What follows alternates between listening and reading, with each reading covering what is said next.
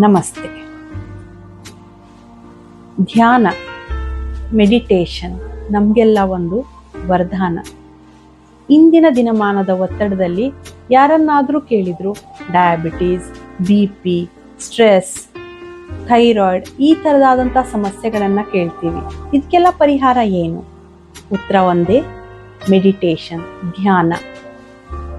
ಧ್ಯಾನವನ್ನು ಮಾಡಬೇಕಾದ್ರೆ ನಮ್ಮ ಸೆಲ್ಗಳಿಗೆ ಆಕ್ಸಿಜನ್ ಪ್ರಮಾಣ ಕೂಡ ಕಡಿಮೆ ಬೇಕು ಮತ್ತು ಬ್ಲಡ್ ಕೂಡ ಕಡಿಮೆ ಬೇಕು.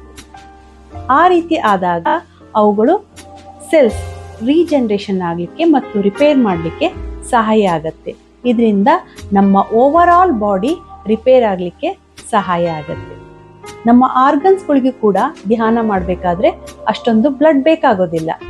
ಆ ರೀತಿ ಆದಾಗ ಆಟೋಮೆಟಿಕ್ ಆಗಿ ನಮ್ಮ ಹೃದಯಕ್ಕೂ ಕೂಡ ಪ್ರೆಷರ್ ಕಡಿಮೆ ಆಗತ್ತೆ.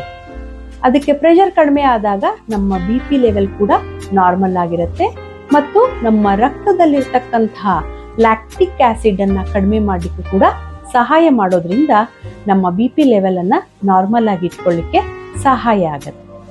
ನಾವು ಧ್ಯಾನವನ್ನ ಮಾಡಬೇಕಾದ್ರೆ ನಮ್ಮ ಬ್ರೈನ್ ನಲ್ಲಿ ಆಲ್ಫಾ ಮತ್ತು ಥೀಟಾ ರೇಸ್ಗಳು ಪ್ರೊಡ್ಯೂಸ್ ಆಗುತ್ತೆ.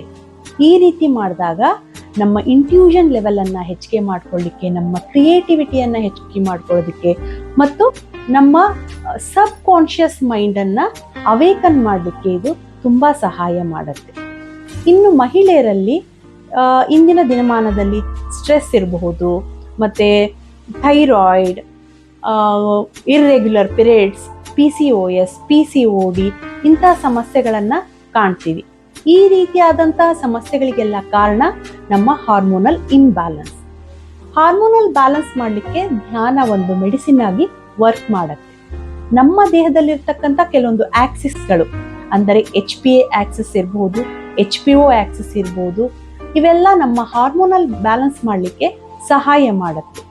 ಧ್ಯಾನವನ್ನ ಮಾಡಿದಾಗ ನಮ್ಮ ದೇಹದಲ್ಲಿರ್ತಕ್ಕಂತಹ ಕಾರ್ಟಿಸಾಲ್ ಲೆವೆಲ್ ಅನ್ನ ನಾವು ಬ್ಯಾಲೆನ್ಸ್ ಆಗಿರ್ಲಿಕ್ಕೆ ಸಹಾಯ ಆಗತ್ತೆ. ಅದರಿಂದ ನಮ್ಮ ಸ್ಟ್ರೆಸ್ ಲೆವೆಲ್ ಕೂಡ ಕಡಿಮೆ ಆಗತ್ತೆ. ಈ ರೀತಿ ಮಾಡಿದಾಗ ನಮ್ಮ ದೇಹದಲ್ಲಿ ಹಾರ್ಮೋನ್ ಬ್ಯಾಲೆನ್ಸ್ ಆಗಿಬಿಟ್ಟು ನಮ್ಮ ಆರೋಗ್ಯ ಸುಧಾರಣೆಗೊಳ್ಳುತ್ತೆ. ಇನ್ನು ನಮ್ಗೇನಾದ್ರೂ ಒಂದು ಪೇನ್ ಬಂದಿದೆ, ಕೈಕಾಲು ನೋಯ್ತಾ ಇದೆ, ತಲೆನೋವು ಬಂದಿದೆ, ಆ ರೀತಿ ಆದಾಗ ನಾವೇನ್ ಮಾಡ್ತೀವಿ, ಒಂದು ಪೇನ್ ಕಿಲ್ಲರ್ ಅನ್ನ ತೆಗೆದುಕೊಂಡ್ಬಿಡ್ತೀವಿ. ಅದು ನಮ್ಗೆ ಸೈಡ್ ಎಫೆಕ್ಟ್ ಆಗತ್ತೆ.